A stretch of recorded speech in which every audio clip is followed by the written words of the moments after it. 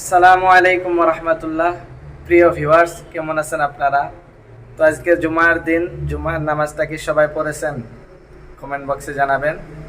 আর আপনাদেরকে একটা বস্তু দেখাবো আজকে। আল্লাহর সৃষ্টি কতই না সুন্দর।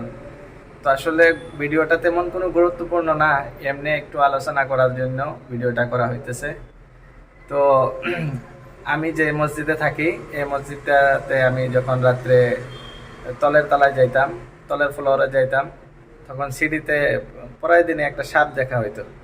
তো সেই সাপটাকে ধরার জন্য বহুত চেষ্টা করেছিলাম, তারপরেও হয় নাই। তো আজকে সকালে আমি সাপটাকে ধরেছি। তো ধরে সেটাকে বোতলে ভরছি। তো ভাবলাম যে এটা আপনাদের সাথে একটু শেয়ার করা যাক। তো আপনারাও দেখেন, অনেক সুন্দর লাগে দেখতে। এইয়া দেখাচ্ছি আমি, এটা এই দেখেন ভিতরে বসে আছে। আর এটা দেখতে পেরেছেন, আমি আপনাদেরকে পিছনের ক্যামেরা দিয়ে দেখাবো, সুন্দর করে দেখবেন।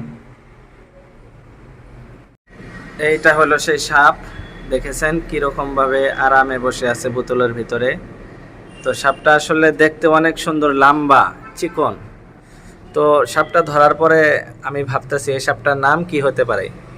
তো সেজন্য ভিডিওটা করছি যে আপনারা যাতে এর নামটা বের করে আমাকে কমেন্ট বক্সে জানাতে পারেন। তো দেখে নিন, অনেক সুন্দর। তো আমি ভেবেছি যে সাপটা একটু পরেই আমি জঙ্গলে নিয়ে ছেড়ে আসব। আসলে বোতলে রাখাটা ঠিক হইতেছে না। দেখেন, দেখে আপনাদের মূল্যবান কমেন্টটা জানান। এটাই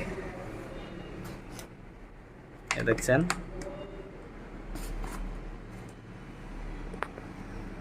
তো ভিডিওটা সম্পূর্ণ দেখার জন্য আপনাদেরকে ধন্যবাদ। তো এখানে এই ভিডিওটা আজকে শেষ করা হইতেছে।